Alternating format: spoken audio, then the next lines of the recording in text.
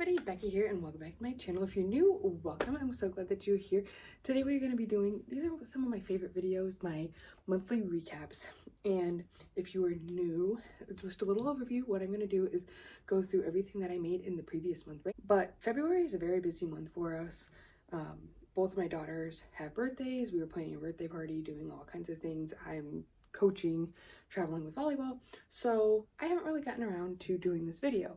So today we are going to be going over everything that I sewed up in January 2025.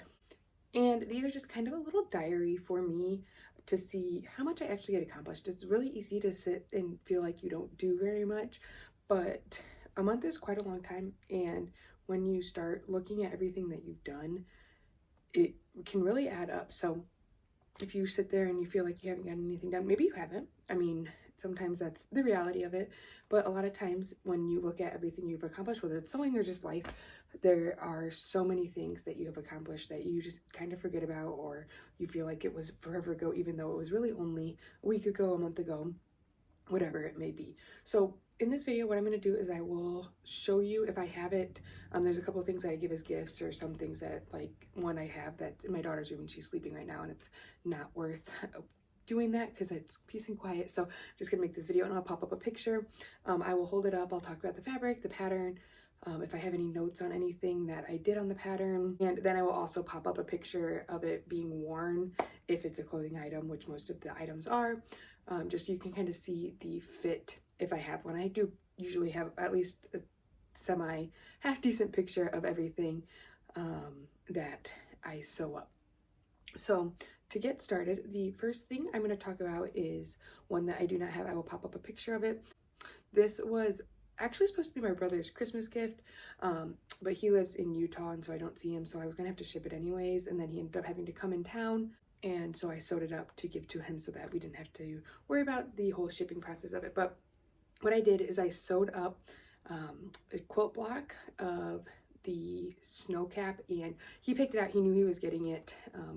If I was going to put all the effort in, I wanted to make sure it was something that he liked. He's a big skier and is skiing all the time, and then also big Cubs fan. So the colors on this were perfect, and it was actually the colors that were on the pattern laid out, and he was like, I like it. And I was like, okay, perfect, makes it easy.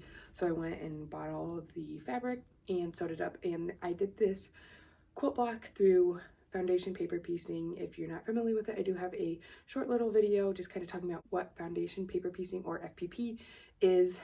I'm planning on eventually getting a video up of just some tips on how to do it. So if I do have that video up at some point, I will link it down below, or you can subscribe so that you're notified when I release future videos, and then you will see it as soon as it's released.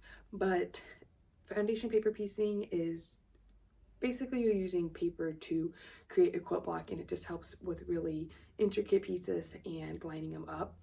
And it takes a little bit to get used to, but kind of once you get in a groove, it can go pretty fast. Like, I think I sewed this block up in about an hour or so. And then I interfaced the back, folded the edges over, and then just top stitched it onto a sweatshirt. It's just a store-bought sweatshirt. So that's a really fun project to make. You know, you could do holiday, so you could do it as a gift, you can make just a basic quilt block. They have basically a quilt block, or like a foundation paper piecing block, pretty much anything you could think of. You know, there's sewing, there's nutcrackers, there's Santa Claus, there's hearts, just basically anything you could think of that you wanted to put on a sweatshirt in a quilt block, you could pretty much find it. So that was the first thing that I made this year. Then the next way we'll get into this sweatshirt is kind of hard to see. This one that I'm wearing is a big slit. This is my latest pattern that I released. I released it in January. I typically do about one a month. And this is the Olivia pullover. And as you can see, it's just a very oversized dolman. This is the scoop neck option with the basic cuffs. And then, I know you can't really see, but the high-low hem, and they all have a big slit, and then they all have a big chunky band on the front and back. So this is my Olivia pullover, and this is in a like poly French terry, and just very lightweight, nice and comfy, cozy. This fabric is from Sincerely Riley, and with that, this is another one of my Olivia pullovers. Here you can kind of see that high-low hem. This is the crew neck option, and the crew neck does have a wider neckband. And then I did the thumb hole cuffs, and I did a kind of a unique thumb hole so that it fits a little bit better. I always have issues with it being really tight on my thumb, so this is a little bit wider. It overlaps so that it just kind of, your thumb sticks out, and it's nice and long, so like if you're wearing gloves or anything. And all of the cuffs are long, and it has long sleeves so that it kind of droops over the cuff, and then when you pull it down for your thumb hole, it doesn't stretch out. I know like a lot of times if you have long arms, when you put that thumb hole in, your sleeve is like pulling off your body. That prevents that. And then again, this is the high-low option, and then I do have it written in the pattern to do a tunic length where it's all just the back length or the shorter length. So this is then from a sweatshirt fleece from Boho Fabrics. It is super soft. There's a very minimal stretch to it, but this fabric or this pattern is so oversized that you don't need a lot of stretch, but you do need stretch for the neckband and the cuffs. The waistband you could get away without stretch, but the neckband you do need cuffs, you do need stretch. So this is a matching ribbing, and Boho does have a pretty good selection of sweatshirt fleeces with matching rib knit, and I love this one. I made this one.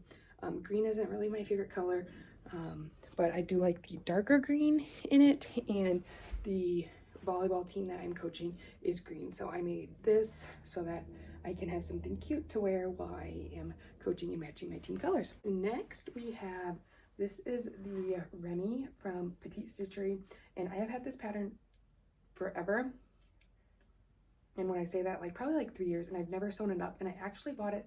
There is another version where it doesn't have this ruching down the front, but it has a big loop, and it has like a long tie that kind of hangs down the side. And that's what I bought the pattern for, to make that design. And then I got this fabric. It's from Boho Fabrics as a strike fabric to sew up. It's just a really light, beautiful, soft cotton spandex. And I couldn't figure out what I wanted to make with it.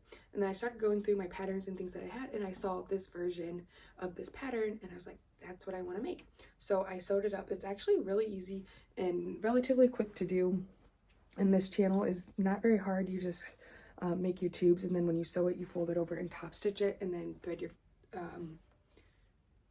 your ties through, and then you pull it up. So this is one of those patterns that is really unique and fun, but it's also not super complicated. So even if you're just a beginner sewist, you can figure out how to do it and get this really cute look. But this is a very oversized fit on this pattern as well. And then with that, when I pop this picture, you see that I have on these black pants, and I'll pop up a zoomed in picture of them. And these are these Sadie Slim Flares, and it is one of my patterns that I released last year. So they're basically a slim flare yoga pant, but they have a seam down the front and then that little slit, as you can see. And they're just a really great basic yoga pant pattern, but they add a little bit of flare when you do the slit down the front, and they're just a fun pant to have. And I sewed those up in an athletic knit, also from Boho Fabrics, and I don't have them right now because I did I stretched my fabric a little funny, and so they were twisting at the hem, and it was really bothering me. So I pulled them apart, and I'm trying to correct that in them. I gotta even out the hem and things like that. So I don't have them right now, but I absolutely love that pattern. All right, the next one is, this is the Lowland Kids curved hem tee that I hacked. I did no sleeves. I added bands on it, and then I cut it straight so there's no curved hem. This fabric my son pulled out of my stash. It's from Raspberry Creek with these little bears on it. It's super cute, and he really wanted a bear shirt. His name's Teddy. We call him Teddy Bear, so he wanted that, and so I sewed it up for him. And I used the neckband from the pattern, but it was a little bit too small, so I think I'm going to take the neckband off and redo it.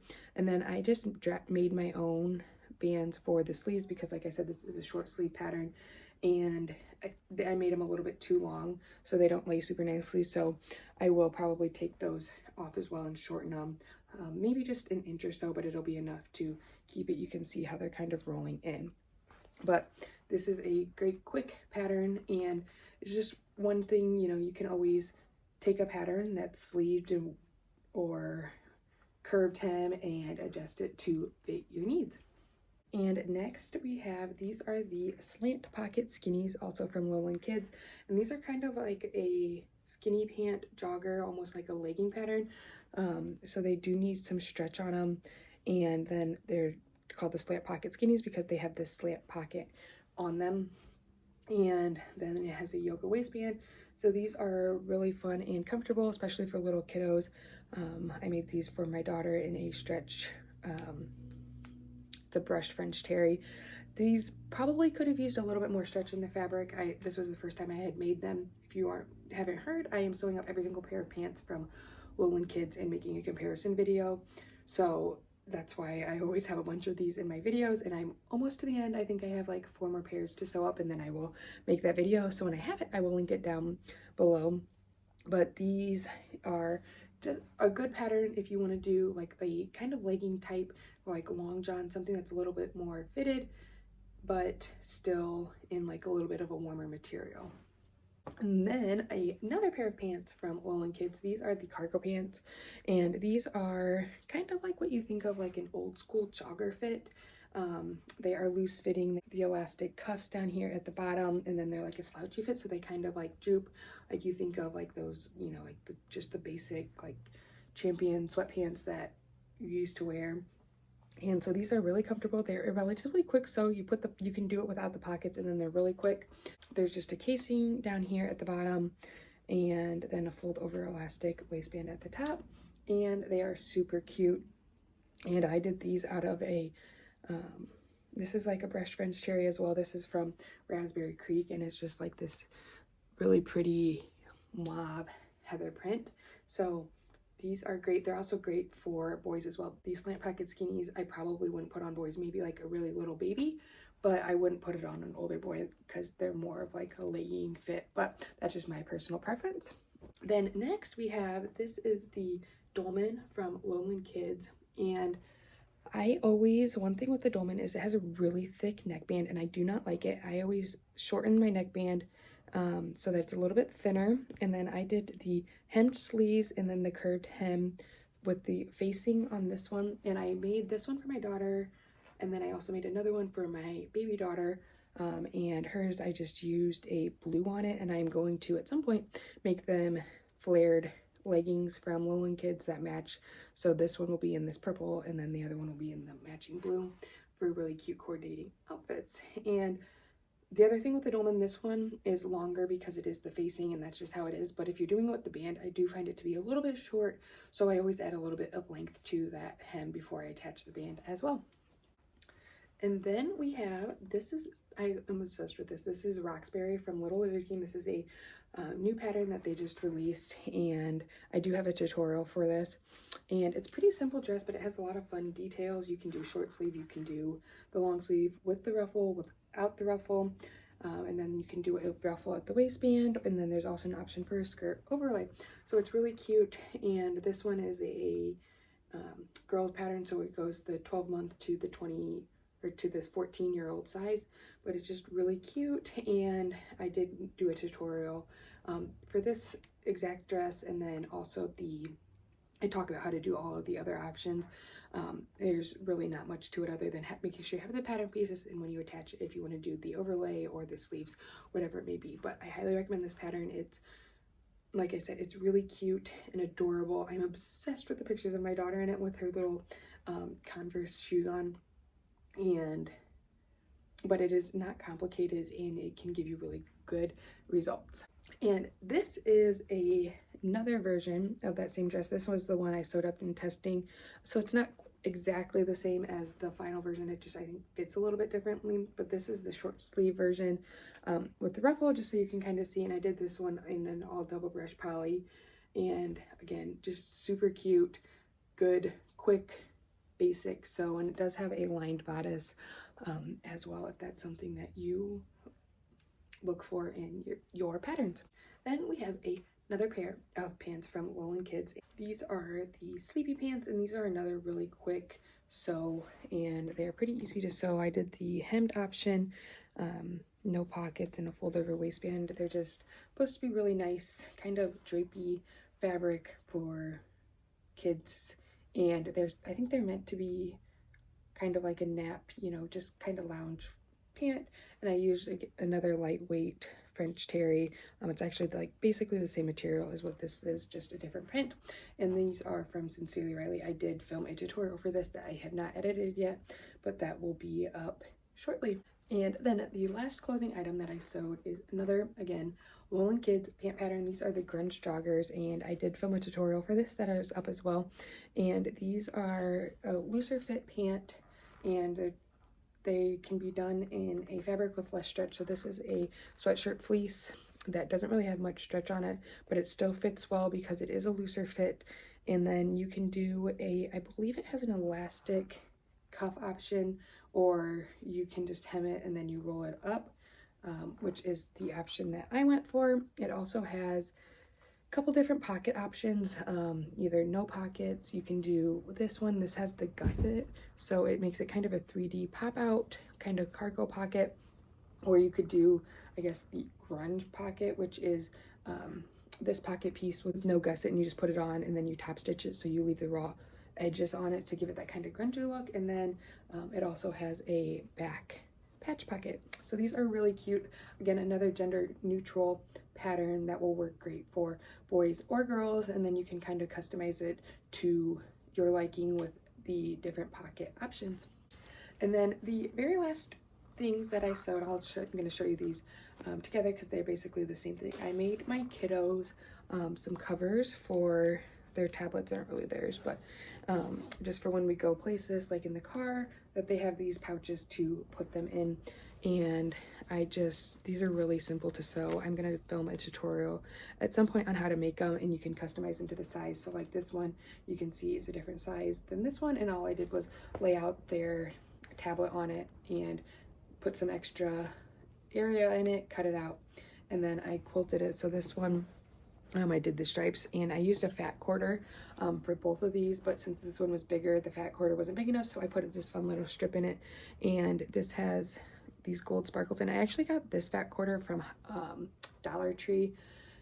So then I had this fabric, and I'm going to cut out my daughter's name in gold sparkles on my Cricut and put that on going down. I thought that would look really pretty to coordinate with that, and it's probably gonna end up really dirty, but you know, it is what it is, I guess. But then here's the inside, and so all these is 4 pieces of fabric, 1 front, 1 back, and then the same for the lining, and then a piece of batting, and then you quilt it and sew them together with the zipper.